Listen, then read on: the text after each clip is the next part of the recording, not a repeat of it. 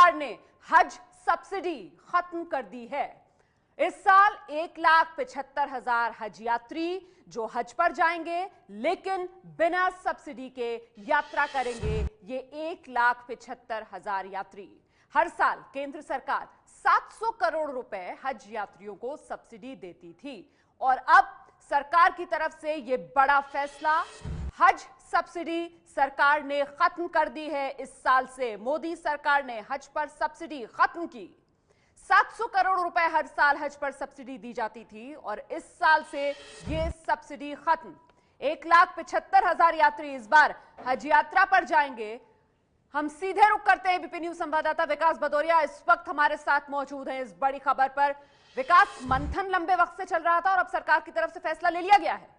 जी हाँ, बिल्कुल। देखिए, मंथन लंबे वक्त से चल रहा था और जो इस्लाम के जानकार हैं उनका भी ये कहना था कि जो सब्सिडी है वो इस्लाम के खिलाफ है और सब्सिडी किसी को भी हज यात्रा के लिए नहीं देनी चाहिए। हालांकि इसमें इस्लाम के जानकारों में मतभेद भी थे। उनका ये कहना था कि जो गरीब तबका है और हज यात्रा पर जाना चाहता है उनको सब्सिडी दी जानी चाहिए क्योंकि वो अपना खर्च खुद नहीं वहन कर सकते। लेकिन लंबे विचार विमर्श के बाद सरकार ने आखिर ये फैसला ले लिया था कि इस साल से जो हज यात्रा पर जाएंगे उनको सब्सिडी नहीं दी जाएगी और इस साल से इसको लागू किया जा रहा है। तकरीबन 1,75,000 यात्रियों ने हज यात्रा के लिए रजिस्ट्रेशन कराया है। तो ये जो 1,75,000 यात्री होंगे जो हज यात्रा के लिए जाएंगे उनको इस साल से सब्सिडी नहीं मिलेगी और केंद्र सरकार ने और विकास भदौरिया, एयर इंडिया के डिसइन्वेस्टमेंट के बाद ये फैसला लेना सरकार के लिए और आसान भी हो गया। ये देखिए, दोनों अलग अलग फैसले हैं लेकिन सरकार अगर सब्सिडी देती है तो वो कई और भी जगह हैं जहां पर सरकार सब्सिडी देती है, लेकिन डिसइन्वेस्टमेंट से हज यात्रियों की सब्सिडी को जोड़ना बिल्कुल अलग अलग।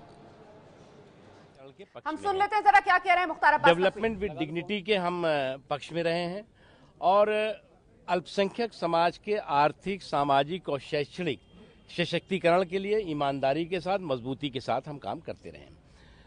हज सब्सिडी 2018 के हज के बाद नहीं रहेगी, 2018 में के हज में नहीं रहेगी और इस बार जो है वो खुशी की बात है कि आज़ादी के बाद से सबसे ज़्यादा हज यात्री 1,75,000 हज यात्री हज करने के लिए जाएंगे।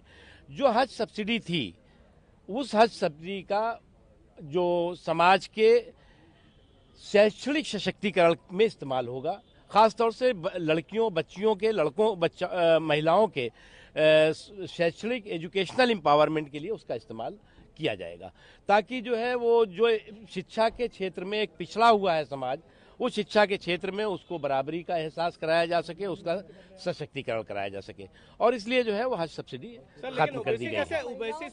जैसे लोग इसका विरोध करते हैं वो ये कहते हैं कि सब्सिडीज खत्म करके सरकार जो है एक तरीके से गलत काम। देखिए, मुझे लगता है कि जब हम डेवलपमेंट विद डिग्निटी कहते हैं तो फिर हज विद डिग्निटी भी होना चाहिए।